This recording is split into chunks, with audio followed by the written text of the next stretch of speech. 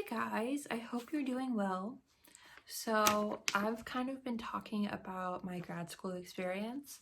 I think a couple days ago I posted a video that talked about the books I read in graduate school, so you can go check that video out. But in this video I want to focus on some tips for graduate school or school in general if you're an undergraduate or maybe even in high school, but I feel like these are more college focused. So I'm just going to kind of focus on that. And these are just some things that I did that helped me and that I kind of learned along the way. You might already know these things, and if you do, that's great. But yeah, let's talk about some tips for grad school. Also, yes, some tips for grad school.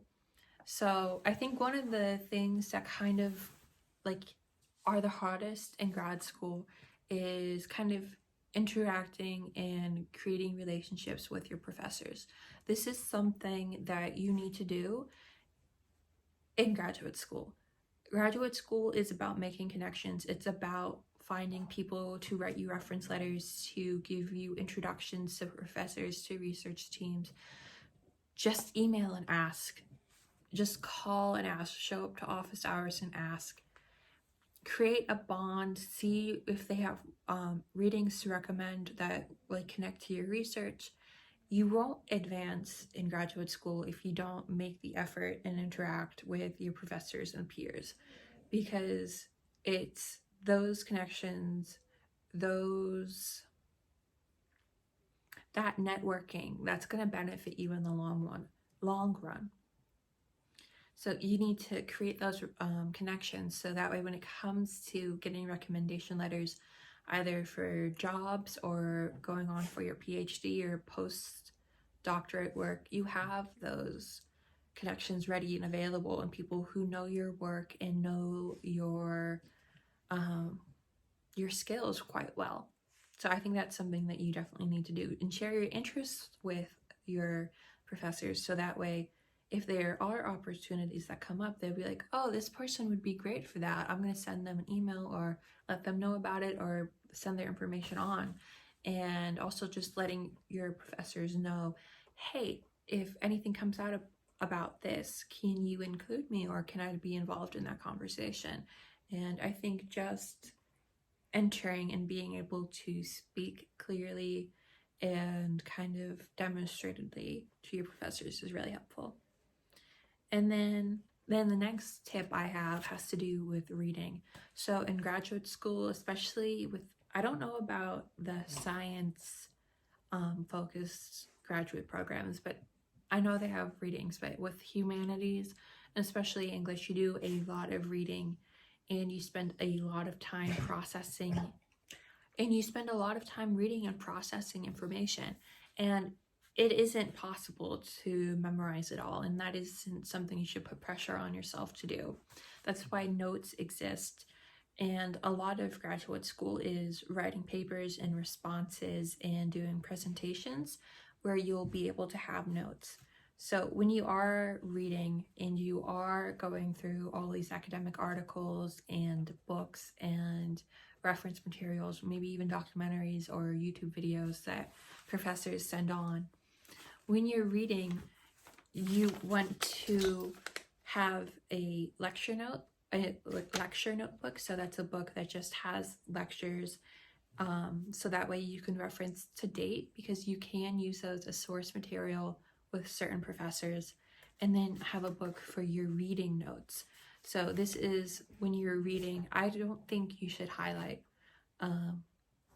I know a lot of people enjoy highlighting, but I don't think it is great for memorization if it is a direct quote or something that you'd like to come back to in regards to English or anthropology.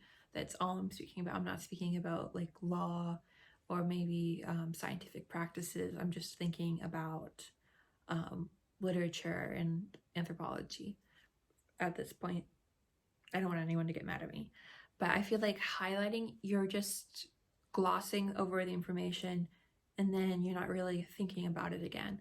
I think when you're reading something, if you have a notebook to like the right or the left of your book, whichever hand you write with, and you write down maybe that quote or summarize that idea that you think is important or is referenced in the lecture, and then you write it down, and then you put the page number next to it. And when I'm reading, I always write the title of the book or even like the bibliographic reference of the book at the top of the page. So that way it's just there or at the front of the book, and then I have like an identifying number or code for it within my notebook. But just writing the page number after that summary or that quote will save you so much time in the long run, because when it comes to the point where you're writing the research paper, your papers, your essays, your discussion posts, your presentations, any project, once you have a collection of your notes done, you can clearly see all of these ideas that you already like and you already have summarized and written down with references that it's super simple to come back to. Or if you're having a discussion in class and you say, oh wait, and you could just open up and you can see and reference it directly. So that way if someone's asked, oh, what page is that? That sounds really interesting. You could tell them quite clearly. And I think it just saves you a lot of time and hassle. I knew people as an undergraduate who would write papers and would source last. So they would have like opened all their books and found information, but then shut them without writing down page numbers or even where they got the book, which information came from which book. So at the end of writing their paper, they'd be stressed about finding where the information came from because they didn't note it. And I think it's just a really simple thing to do while you're reading, because then you're also getting that extra studying habit of writing it down and it entering your mind a second time. And then my next tip is, I think this is a pretty self-explanatory one, but have a calendar.